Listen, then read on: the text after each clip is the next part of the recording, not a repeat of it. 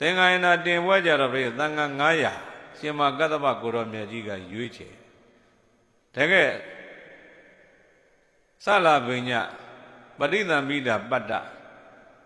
ဧကသို့သောဂုံအင်္ဂါတွေနဲ့ပြည့်စုံတဲ့ယဟန္တာပုဂ္ဂိုလ်ကြီး900ရွေး499ပါးကိုရှင်မကတ္တဗရွေးပြီးတပါးချန်ထားအဲ့ဒီတပါးကရှင်အာနန္ဒာနဲ့လည်းဒီသင်္ဃာယနာကကင်းလို့မဖြစ်ယဟန္တာတွေကြီးတင်ကြတဲ့ပွဲမှာရှင်အာနန္ဒာကပုထုဇဉ်ဖြစ်နေပြီးရွေးရပြိုင်လည်းပဲမျက်နှာလိုက်တယ်ဒီလိုဖြစ်အဲ့တော့သံဃာတော်အားလုံးကဘာဖြစ်စေခြင်းကြတယ်လဲမင်းရှင်အာနန္ဒာကိုရွေးစေခြင်းကြတယ်ဒါပေမဲ့လို့ပြိတဲ့သောတပန်အဆင့်မြတာဖြစ်တော့ဒီပွဲမှာဝင်ဖို့ခဲအဲ့မှာသံဃာတော်ရှင်သူမြတ်များရဲ့အပိမှုမြတ်စွာဘုရားရှင်ကိုရောမြတ်ကြီးရဲ့ပြိဋိဘံမစံခင်မှာပြောသွားတဲ့စကားအဲ့ဒီစကားတွေအဖြစ်သုံးချပြီးတော့မှရှင်အာနန္ဒာကိုရောမြတ်ကလည်းကျင့်လိုက်တာသင်္ဃာယနာပွဲအမိကိုပြိဋိယဟန္တာဖြစ်အောင်ကျင့်ပြင်းပြထန်ထန်အထုတ်ပြီးတော့ပြိဋိကရင်လေးပေါ်ခဏလဲဦးမဲ့ဟဲ့ဆိုပြီးတော့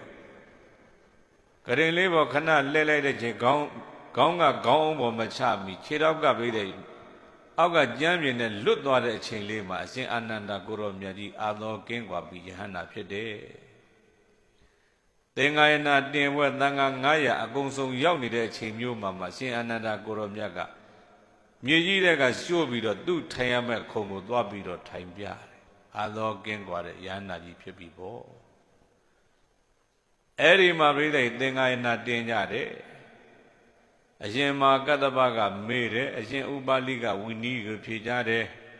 အရှင်မာကတ္တဗကြီးကမေးတယ်ပြိဿအရှင်အာနန္ဒာကိုရောမြတ်ကသုတ်တန်တွေကိုဖြေကြတယ်အဲ့လိုဖြေကြပြီးတော့သင်္ဃာယနာတင်လိုက်ကြတာ